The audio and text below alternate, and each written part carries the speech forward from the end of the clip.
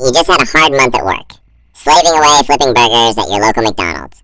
You're in bed when you get an email from them. It says you've been paid $2,000, but your bank account only gets $1,456. You scroll down the stub. Federal income tax, state tax, Social Security, Medicare. This is the modern ritual of giving away a chunk of your money to invisible forces, and they expect you to say thank you. Here's the deal. Taxes are the cost of civilization. You pay, the government builds roads, funds schools, makes sure your favorite taco truck isn't infested with rats, and sends billion-dollar missiles to places you've never been. But there are different types of taxes. Income tax, which hits the money you make. Sales tax, which hits the money you spend. Capital gains tax, which hits the money your investments made while you were asleep. The government takes a little bit of every dollar. Nearly everyone also pays Social Security tax and Medicare tax. Basically, Social Security tax is like the government forcing you to save for your retirement. They force you to save money now, and you get it paid back to you over time when you retire.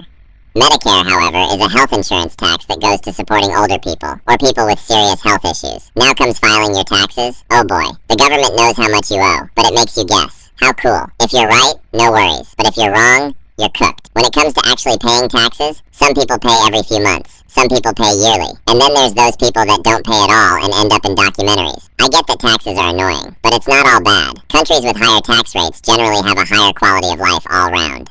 Banks. So, you walk into a bank, hand the cashier your money, they count it, smile, and tell you it will be added to your account. You walk out and think, great, now it's sitting in a vault somewhere, being guarded by a dragon. But in reality, that money's already gone. Most people think of banks like a big safe with only one job, guarding people's money. But in reality, they are just a middleman, or a matchmaker for financial transactions. When you deposited that $1,000, the bank took $900 of it and gave it to someone who wants to buy a jet ski. That system is called fractional reserve banking, which basically relies on the idea that they only actually need to keep a fraction of the money on hand, because not everyone is going to show up at the same time asking to withdraw 100% of their account. That is, unless it's 2008, of course, when people lined up to withdraw the entirety of their account, which caused the entire system to crumble. Banks make money by lending your money at a higher interest rate than they are giving you. That's really it. You're the supply of money, and the person borrowing is the demand. The banks entice you to deposit your money because of a few reasons. It's much easier and more convenient to spend on a card or transfer than carrying around cash all the time. They are literally paying you to hold your money with them in the form of interest. It is much safer to keep your money in a bank than in a shoebox in your room. In the US, most banks are insured up to $250,000 per person, meaning no matter what, the government assures you that your money, up to $250K, is safe. Interest. Imagine you borrow $1,000. You have to pay back $1,280. Why? Because of interest. Interest is money's way of charging rent to exist in someone else's hands. When you borrow, interest is the price tag for using someone else's cash. When you lend or save, interest is the reward for being patient and boring. There are two main types. Simple interest is like, here's a flat fee, thanks for playing. Compound interest is, every dollar I gave you now has clones, and they also want rent. Let's say you owe 20% interest on a credit card. You miss a payment. Now your interest is earning interest. Soon, your $12 burrito turns into a $50 regret. On the flip side, investing at 7% annual compound interest, that's your money duplicating itself like a cheat code. $100 becomes $200, then $400. Then one day you wake up and you're old, rich, and a little smug about it. This is why interest is the silent engine behind both wealth and debt. In loans, it's the slow burn that turns small mistakes into financial fires.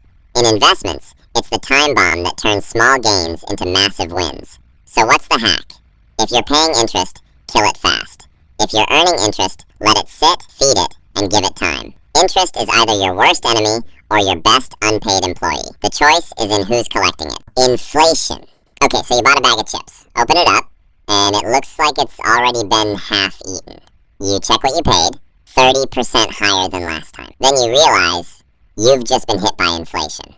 Inflation is what happens when money slowly gets less valuable over time. Not overnight, not with fireworks, just a slow erosion. Your $5 bill, still technically $5, but it buys less instant noodles, less gas, and doesn't actually have as much value as it did before. So what actually causes it? Sometimes people just have too much money. Everyone's got cash, and they all want to spend it on the same stuff.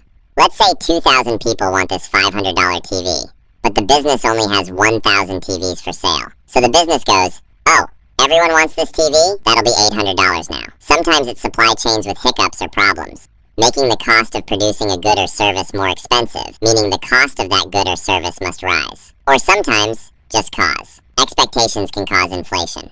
If people think prices are rising, they'll spend more now, driving prices up faster. It's a self-fulfilling economic prophecy. A little inflation is normal, even good. 2% a year? That's fine, predictable. But if it spikes, savings die, wages lag. The government tries to fight inflation when this occurs, by raising interest rates. When the government raises interest rates, people are paying more interest, or it's more expensive to get a loan, meaning they have less money to spend on things like TVs.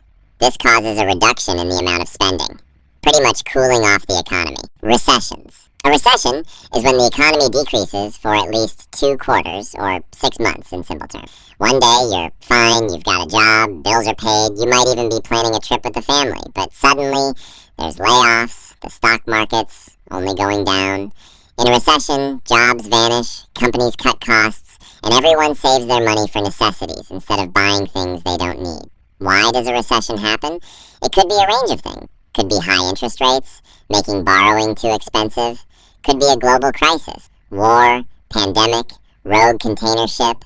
Could just be the economic cycle doing what it does best. Boom, peak, bust, reset. Think of the economy as a party. In the boom phase, everyone's dancing, drinks are flowing. But eventually, the lights flicker, reality hits, someone checks their bank account, and suddenly, the DJ's playing sad lo-fi beats about corporate downsizing. Recessions aren't forever, they're resets, painful ones. Governments might lower interest rates, send out stimulus, or just hope people start buying overpriced coffee again. Eventually, spending returns, businesses rebuild, growth resumes, but not without scars. Credit scores. A credit score is a shadowy algorithm that knows your name, your past, and how many times you paid your credit card late in college. A 3-digit number that decides whether you get a house, a car, or a soul-crushing 27% interest rate on your new TV. This number isn't about wealth. It's about trust. Lenders want to know, if I give this person money, will they actually pay me back? The score has a range from 300 to 850. Below 580, you're a walking red flag. Over 750, you're sparkling with adult credibility. Most people, stuck somewhere between 640 and 790. How is a credit score calculated? Payment history. Do you pay on time? This is the big one. Credit utilization. How much credit are you using versus how much you could? Credit age. How long you've had accounts. Credit mix. Cards, loans, mortgages. Variety helps. New credit. Too many recent applications? All of these things are the ways it is calculated. But to actually increase your score, you have to make the required payments on each of your loans before you enter the late period. If you enter the late period, your score decreases. Your credit score is like a pet dog. Ignore it, and it poops all over your life. Take care of it, and someday it might help you buy a house. It's not about being good with money. It's about looking good to lenders. You can have 0 debt and still have a trash score if you don't have a credit history. So yes, the game is rigged. But if you learn the rules, you can rig it back. Currency, or money. The weird part about currency and or money is that it's actually not real. Humans have developed money in order to make the world better. Money makes trading easier, makes it easier to build systems and to organize society. In saying that, there is no more legitimacy between a dollar bill and a Bitcoin. People believe a dollar bill has more legitimacy, and maybe it does, for now. But only because people believe it does. The same can be said for a dollar bill and a stick. The only reason a dollar bill can buy something, and a stick cannot, is the fact that we as a society have agreed that a dollar bill is worth something, while a stick is not. So how does money actually work? Well, the government prints it, the central banks regulate it, and everyday people trade it in exchange for goods and or services. The reason the banks have to regulate it is because if the government prints too much, then inflation kicks in, and everyone's money becomes monopoly money. If the banks make it so there is too little money, no one can afford to live. Currency, or money, is a social construct built on a shared belief and trust. Investing. So, you know what inflation is now, and the best way to combat inflation, so your money doesn't become less valuable, is investing. Investing is what happens when your money stops sitting around and starts working for you. Instead of trading your time for money, you're trading money for more money. The problem is there is risk involved. What can you actually buy? Stocks. Tiny ownership slices of companies. If the company grows, your slice becomes more valuable. Bonds. Basically, you loan money to a government or company, and they pay you back with interest. Funds. Collections of stocks and bonds so you don't have to play financial games one by one. Real estate. Property you hope someone else pays to live in. Forever. Of course, there are other things, but they are considered the main ones. Investing isn't about being lucky. It's about being early, diversified, and patient. Most wealthy people didn't win the lottery. They just gave compound growth 30 years to do its thing. And yes, investing comes with risk. Markets go up, markets go down. But the real danger isn't losing money. It's never investing and watching inflation quietly steal your future. Value. This one is more complex, but everyone should understand it. Imagine you pick up a rock. It's just a rock. Now imagine that rock is shiny and yellow. That's gold. It's rarer than an average rock, so there's a higher value placed on it. Gold is not actually worth more than the average rock. It's just worth more to humans because we place a higher value on it. Understanding this is what allows people to become rich. If you provide a lot of value, you will earn a lot of money.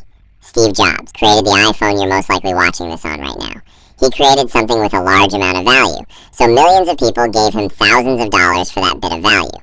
It's the same reason that doctors and lawyers earn so much money.